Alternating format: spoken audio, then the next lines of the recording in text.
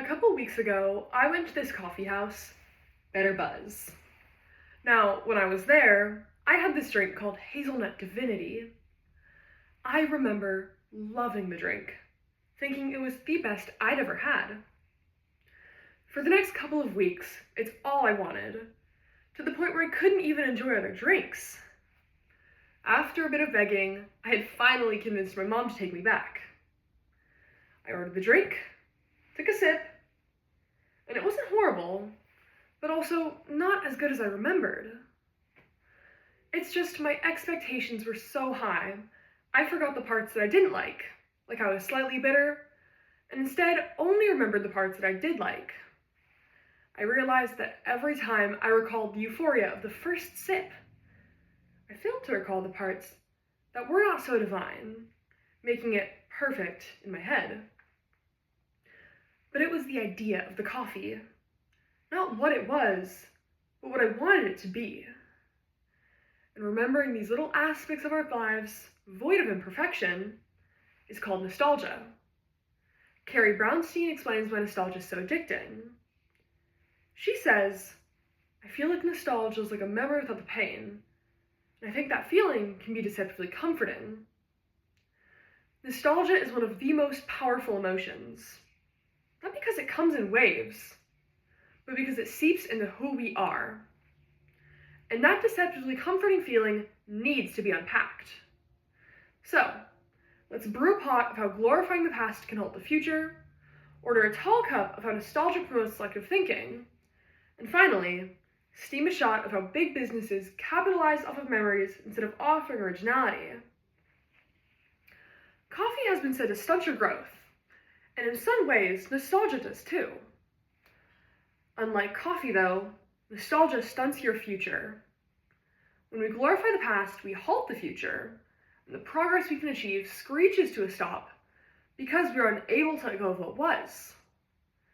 A 2021 article from Frontiers in Psychology explains how nostalgia skews how we perceive the past. They say that people overestimate the positivity of past experiences and underestimate the value of current ones. So instead of appreciating how far we've gotten, nostalgia convinces us that we've passed our prime and will never be as good as we used to be. With that, we stop growing, stop trying to be better, and finally, stop being hopeful for the future and instead wishing we were back in the past.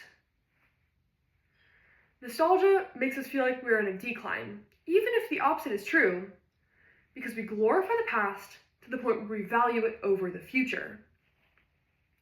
To continue, nostalgia promotes selective thinking. Nostalgia itself is just the best memories, and if we get hung up on focusing on only the happiest parts of our lives, we wire our brain to ignore the negative.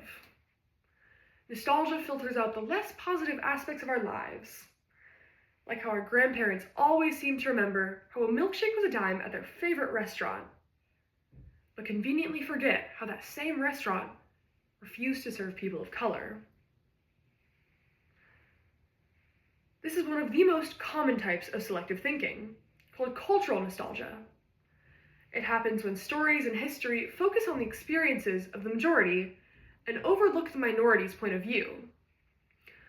We often hear people talking about the good old days and listen to them share fun memories from their past. But many negative experiences are ignored, based on the sole fact that their voices aren't loud enough to get people to listen.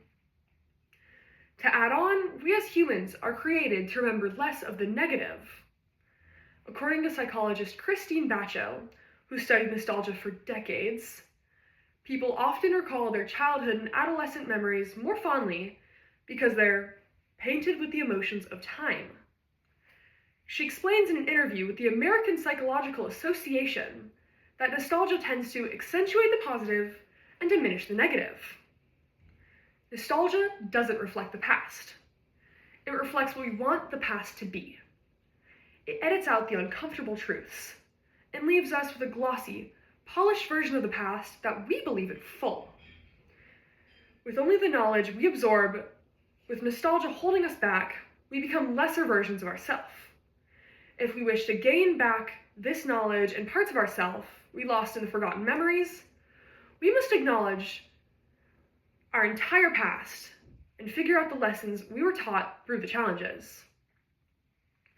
Lastly, big businesses capitalize off of memories instead of offering originality. From movie and TV shows to reintroduce snacks to comeback fashion trends, being stuck on old products has been one of the biggest ways for corporate giants to continue dominating the market. The drink surge, launched by Coca-Cola in the late 1990s, was a citrus-flavored drink that quickly gained popularity with teens before being discontinued in the early 2000s. In 2014, Coca-Cola took advantage of people through nostalgia, through social media campaigns and references to 90s culture, using their emotional attachments to the drink. They didn't make the drink better, healthier, or tastier. They simply brought it back, banking on people's childhood memories of the drink instead of improving on the product itself. Many brands like Coca-Cola, Disney, and H&M are staying prominent because of the old products we rest on. When we buy into comfort, we accept recycled ideas instead of demanding originality. This further grows the weaponization of nostalgia, proving how, when we become comfortable with something, we stay stuck in the times where we remember it best. When brands discover that they can make money staying with what's safe and not trying new things, they get stuck cashing in with nostalgia and not originality. If we want to move past this, we must recognize when brands market us memories and not fresh ideas. Nostalgia is one of the most powerful emotions. Not because it hits us hard, but because it quietly shapes what we value, what we buy, and what we believe about the past. When we glorify the past, we halt the future. When we think selectively, we lose the ability to see and think with the full perspective. And when we allow businesses to exploit that, we give up originality for a cheap copy of what was. Nostalgia always makes the past seem sweeter, like my coffee, for example. It makes entire generations remember the good old days that weren't always so good. It makes us crave those small, glowing parts of our history and shun the not-so-bright aspects. But if we want to get the full picture, we have to take in the light and the dark, because only then are we able to see the entire picture. And if we keep chasing a past that never truly existed, we risk losing the chance to create a future that actually can. Thank you.